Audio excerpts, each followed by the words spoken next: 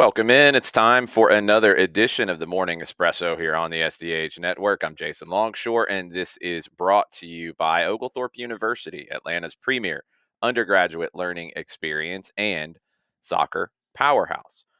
Big time soccer going on in Europe over the next couple of days. It's the first leg of the European Champions League. Arsenal hosting PSG today, Barcelona hosting Inter tomorrow. Let's start with today's match in London. Arsenal, they've already beaten PSG once in the Champions League this season, 2-0 in the group stage, the Ligue phase, which I'm going to put my hand up. I actually really liked it. I think it was a good format change for the Champions League. A couple of extra games in the group stage, but the scheduling format that they used, I liked it. You had Arsenal hosting PSG, didn't have a return fixture in that. Arsenal won 2-0. Back in October, Luis Enrique said that game was 7 or 8 months ago. I saw the game again. We're a much better team than today. Arsenal have never lost to PSG in European competition. They've played 5 times, 2 wins, 3 draws. PSG have lost their momentum a little bit after clinching the Ligue title, according to Luis Enrique. And that's natural, and it's something that PSG teams have struggled with in Champions League over the years. According to Opta, their prediction model, Arsenal is the favorite in the first leg, 44.8% win probability, PSG 29.4. Arsenal and PSG also have played the most games in this competition in history without winning it. Arsenal on set pieces, that has become a huge strength for the Gunners under Mikel Arteta. They've scored more Premier League goals than any other team from dead ball situations since the start of last season. On the flip side for PSG, only 4 teams have conceded more set piece goals than PSG's 10. That's 32% of their overall goals against, the highest proportion in Ligue 1 this season. Luis Enrique was a little salty yesterday, speaking to the media. Said that they are only pointing out negatives when it comes to his team right now. I think maybe trying to rally the troops a little bit as well, trying to get that momentum going back in their favor. He said, of course, they're looking at dead ball situations. They're working on it. He, does have a pretty high coaching license. I think he's had the best coaching performance in the world this season, in my opinion. PSG have also knocked out English teams in the previous 2 knockout rounds of this year's Champions League. On Wednesday, it's Barcelona hosting Inter. Barcelona, according to Opta's prediction model, have the edge over the 2 legs, a 57.5% chance of advancing to the final. Inter, they have not scored in 3 straight games, and they've been knocked out of the Coppa Italia, and they've lost their grip on first place in Serie A. Hansi Flick's team, Barcelona, unbeaten in 14. They defeated Real Madrid for the Copa del Rey over the weekend. Now, the last time these teams met, it was 2010. Barcelona had to make a 15-hour journey by bus to Milan after the ash cloud caused by the eruption of a volcano in Iceland shut down airspace. So Barca, after 15 hours on a bus, they lost the first leg 3-1. They won the second leg 3-2. It was the greatest loss in the history of Jose Mourinho's coaching career. They were able to ride it out. Inter then went on and won the Champions League in 2010. They did the treble. They thought they were going to do a treble again this year. They might not win anything if they don't win Champions League and they don't come back in Serie A. Now, Inter probably is not going to have to replicate the 15-hour bus journey. There was a unprecedented blackout that had much of Spain and Portugal in a standstill on Monday. Power has almost fully returned to Spain by this morning, our time. Inter's charter flight still scheduled to take off for Barcelona at 5 p.m. local time. They should be fine. They might have the bus on standby just in case.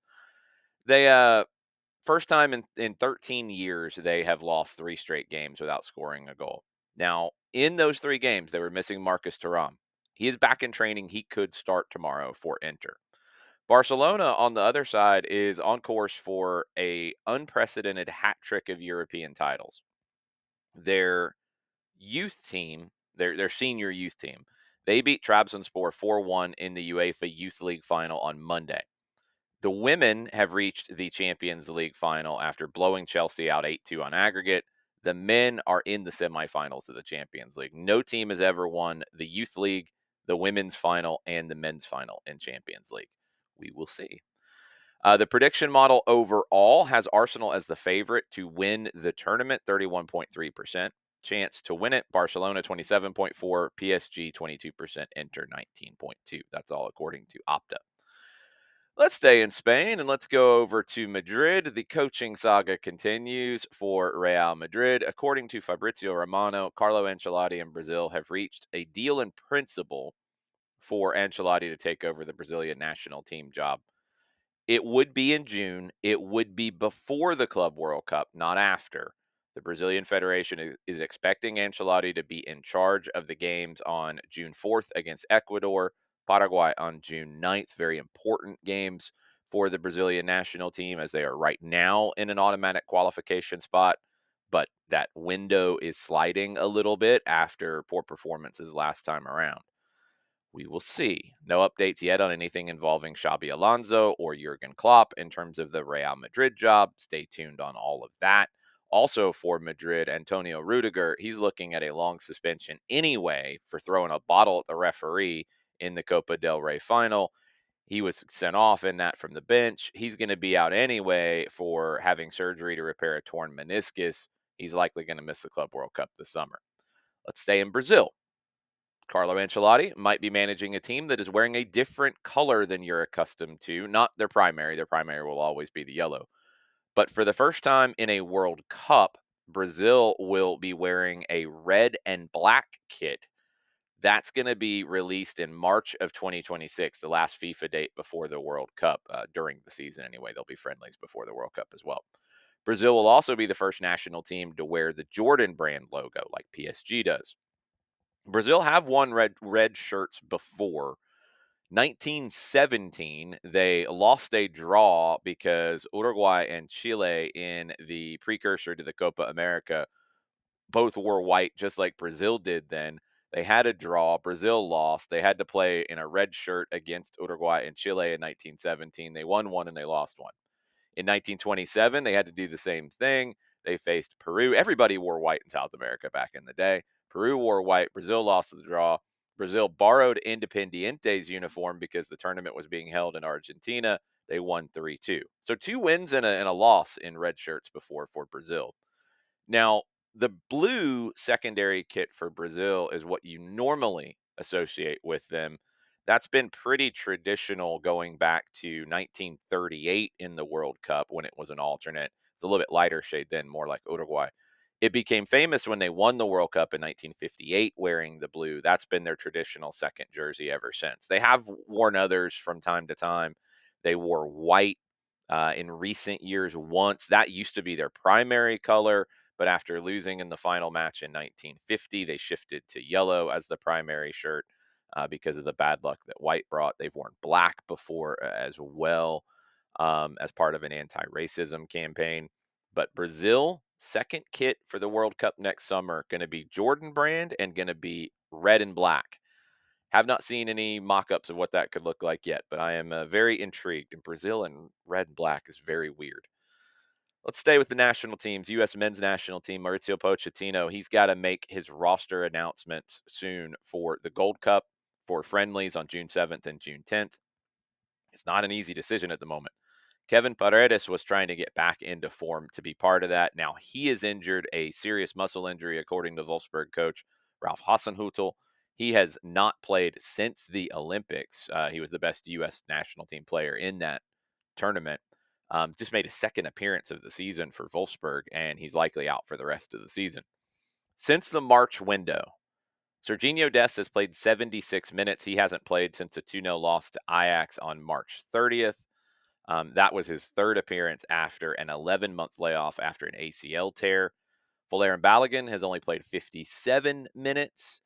Gio Reyna has only played 10 minutes. Ricardo Pepi has not played. He's out for the rest of the season.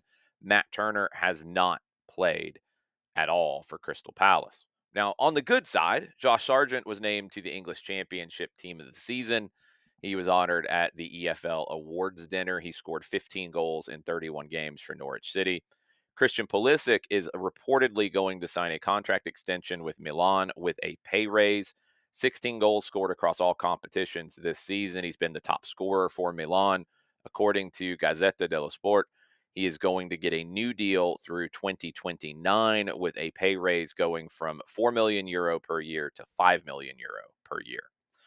Orlando City yesterday announced an affiliation agreement with Black Knight Football Club. That's the owner of Bournemouth in the Premier League. The agreement is going to focus on player development, scouting operations, commercial initiatives. Black Knight Football Club also has Auckland FC in New Zealand, who just won the A League in Australia, the regular season title. Black Knight also has big stakes in Lorient in France and Hibs in Scotland. They have an affiliate arrangement with Kyoto Sanga in Japan. Now, Black Knight's president is former Toronto and former Columbus executive Tim Bezpachenko. But Black Knight Football Club, Bournemouth, and others now have an affiliation agreement with Orlando City. DC United, they hold Paul Pogba's discovery rights. The 32-year-old is in early talks to potentially sign with DC United. Stay tuned on that one. He is back after a doping ban suspension was cut short. In Asia, we talked about Champions League and we talked about the African Champions League yesterday. Kawasaki Frontale, they are the only remaining non-Saudi Arabian team in the semifinals of the Asian Champions League top flight, the elite division. That's like Champions League, whereas there's another competition that would be more like Europa League. But Kawasaki Frontale is waving the flag for non-Saudi Arabian teams in Asia. They're the only one left in the semifinals. We talked about Brazil and Carlo Ancelotti taking over the national team. The former manager, Dorival Jr., he has signed yesterday with Corinthians. So he's going to take over through the end of 2026. Good luck on that, actually, that contract being seen out, because that doesn't happen very often in Brazil. His first job since leaving the Brazilian national team. He'll be in charge on Wednesday in the Copa do Brazil against Novo Horizonte, Zorntino, Novo Horizontino. Think I'm close on that. Sorry, Brazilian fans. I apologize. It's not a club that I'm familiar with. Dorival Jr. says it's an important moment in his career. He hopes to leave a legacy. That's in a video that Corinthians shared. I mean, he also reached a symbolic milestone with this appointment. He's 60 years old. Corinthians, in his 22 years of managing, Corinthians is his 20th Brazilian club. So, I mean, I hope he leaves a legacy, but he hasn't really left much of a legacy anywhere else because he hasn't been anywhere for any period of time. Uh, that's sadly not all that uncommon in Brazil. So, just, yeah. If he remains in the job at Corinthians through the end of 2026, I will be very, very surprised, and I will have a Caprina in his honor. Semifinals are set for the Liga MX Femenil. America and Chivas are going to meet a super classico on the women's side in Mexico. First leg will be at Chivas. Second leg will be in Mexico City. Pachuca y Rayadas are the other semifinal. First leg will be in Monterrey. Second leg in Pachuca. News this morning out of Argentina: after losing the Super Clasico against River Plate, Boca have fired their manager, Fernando Gago. He left Chivas suddenly to take the Boca job when it became available. That really upset people in Guadalajara. They're probably pretty happy at the moment because Gago failed to get out of the Copa Libertadores qualifying rounds. He has his team in first place in Group A in the Apertura, but the failures have been too big, and the loss to River, that's always going to put your job in jeopardy. He is out, according to reports this morning. World Cup tickets, they're not for sale yet. They're going to reportedly be on sale later this summer, early this fall, but they are not on sale yet. So if you are looking for World Cup tickets, don't go to resale platforms right now. There are listings on Vivid Seats, which is a little bit of a controversial resale platform at the moment. Tickets for the final have been advertised for up to $61,000. Group stage games in LA have been listed for $59,000. There's no tickets out there right now. Just understand that. Don't go buy tickets for the World Cup right now from a resale site because they're not real and they might not be valid. These people think they're going to get tickets. I don't know. They might get tickets, but there's no tickets available at the moment. So don't do it. Just don't do it. Last one, and we do have to end on a sour note. Wolverhampton Wanderers in England. Come on. What are y'all doing? Their women's team is in the third tier in English football. Their players were informed after their final match that the club did not submit an application for promotion to the second tier. Wolves came up just short of achieving promotion, but it wouldn't have happened if they had achieved it. They lost out on promotion to Nottingham Forest on Sunday. They found out afterwards that the campaign was basically all for nothing because the club did not apply. They did not file an application, even though they met all the requirements to be in the championship if they had gotten there. They had to do that by December, or express interest by December, submit a formal bid in February. They didn't do that. Now, they've done it in the past. They previously submitted an application in 2022, but they lost in the playoff final that year, so they didn't go up. This year, they would have gone up if things had gone their way on the last day, but they actually wouldn't have gone up because the club didn't file the application. Wolves has not issued a statement. Players have spoken out about it.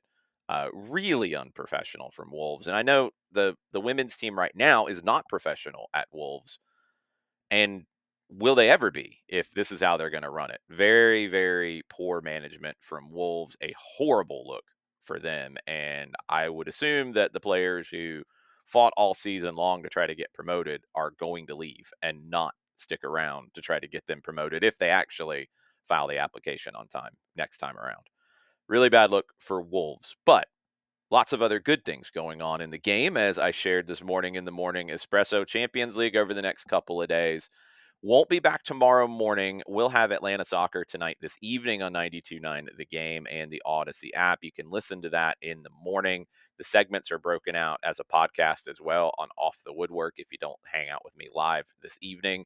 Talk about a lot of Champions League. Be back on Thursday to put a bow on everything Champions League related. Start to look ahead to the Europa League semifinals as well, and all the other news that breaks between now and then. Thank you to our sponsor, Oglethorpe University, Atlanta's premier undergraduate learning experience, and Soccer Powerhouse. We'll be back on Thursday.